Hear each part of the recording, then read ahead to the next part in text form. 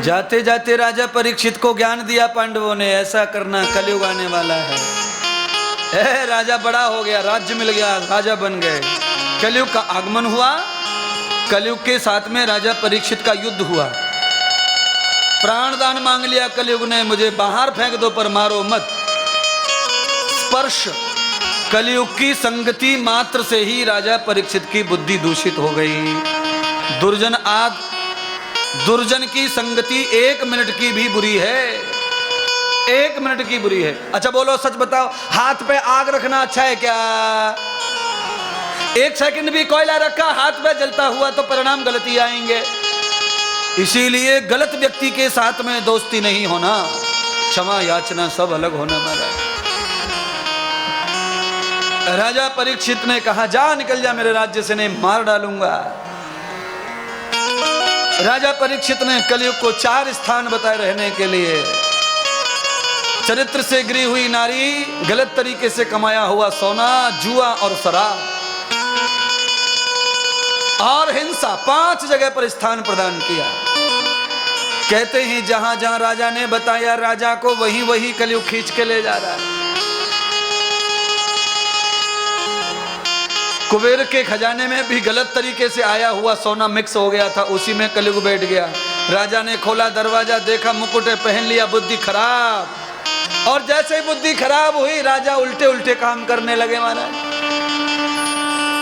गलत धन खाने से बुद्धि खराब हो जाती है। गलत धन से कपड़ा सोना चांदी पहन लिया तो बुद्धि खराब हो जाती है। इसीलिए कमाओ काला पीला कैसा भी, पर बच्चों को और घर में जरा बिल्कुल साफ वाला लाओ। काले पीले को बाहर की बाहर बैंक में सप्लाई करो, कहीं इधर उधर, घर में मत लाओ।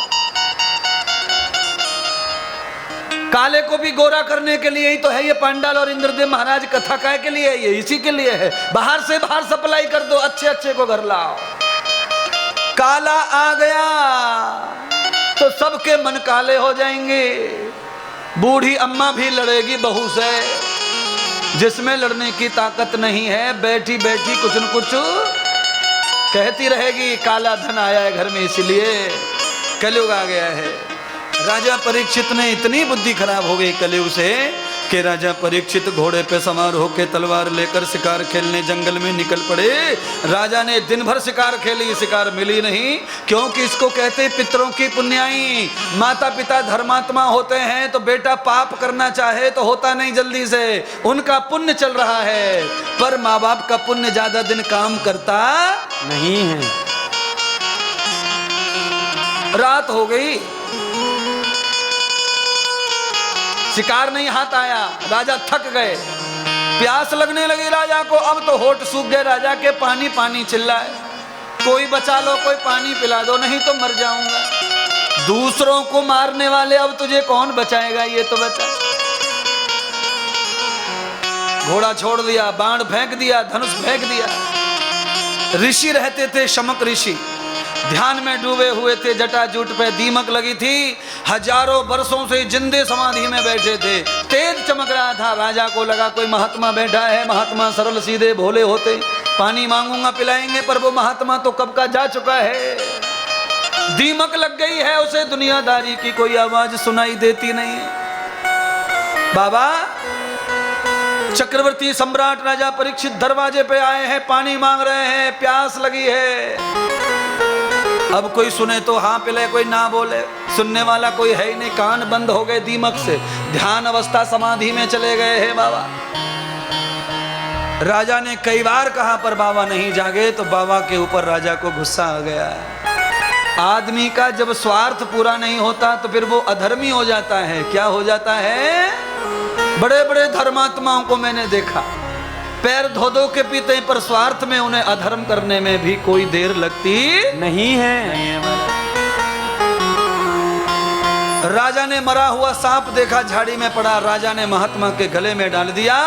जैसे ही महात्मा के गले में मरा हुआ सर्प पड़ा, आकाशवाणी होने लगी, भूचाल आ गए, बादल गरजने लगे, बेबादल बारिश होने लगी और बिजलियां तड़कने लगी, मानो राजा को खा जाएगी प्रकृति। प्रकृति नाराज हो गई, धरती कांपने लगी है आज महात्मा के अपमान की वजह से।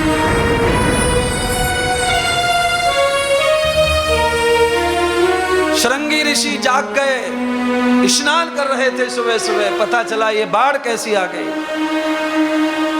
ध्यान में बैठकर देखा किसी राजा ने मेरे पिता की समाधि का अपमान किया है। श्रृंगी ऋषि जिन्होंने राम कथा में राम जी को पैदा करवाया, जाकर खीर बनाई, वो श्रृंगी ऋषि ने श्राप दे दिया हाथ में नर्मदा जी का जल लेकर के।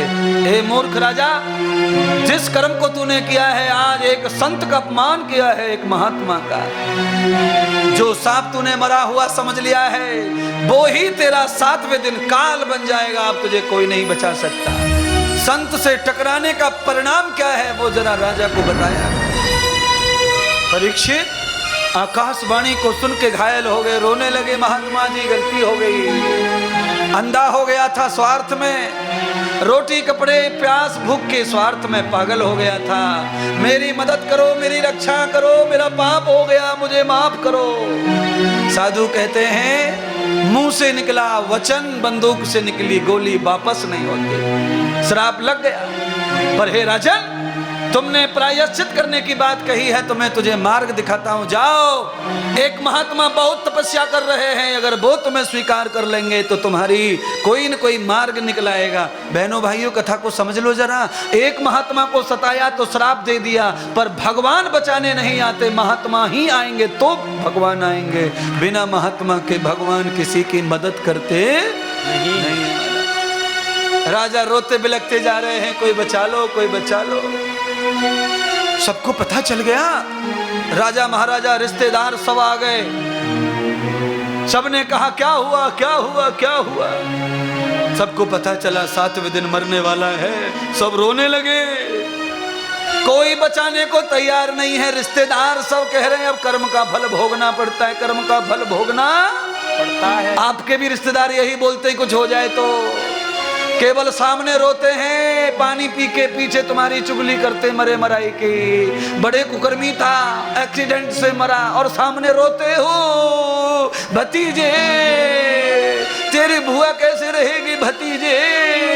और पीछे पानी पी के बुआ क्या कहती है, इसी लायक था, अच्छा हुआ। ये है संसार, ये संसार है। राजा के सारे राजा महाराजा रिश्तेदार हाथ खड़े कर लिए। भैया कर्म तुमने किया है तो दंड भी तुम्हें ही भोगना। गरीबी अमीरी कपड़े लत्ते उधार दे सकते, मदद कर सकते, पर तेरी जगह मरे कौन। यही है पहचान अपनी और पराये की। शादी ब्याह में आकर 4 दिन पहले से थैला रख दे, ये पराया समझो इसको। और विपत्ति और गरीबी में जो फोन ना लगे, रॉन्ग नंबर आ जाए तो समझ लो ये पराया। ये दोनों पराए। मजे लूटने 5.5 लाती हैं, और जरूरत में बेटा मेरे पोते को निमोनिया हुआ है, मैं फिर आ जाऊंगी। कौन है अपना कौन पराया समझ लो। इंद्रदेव महाराज दर्पण दिखा रहे।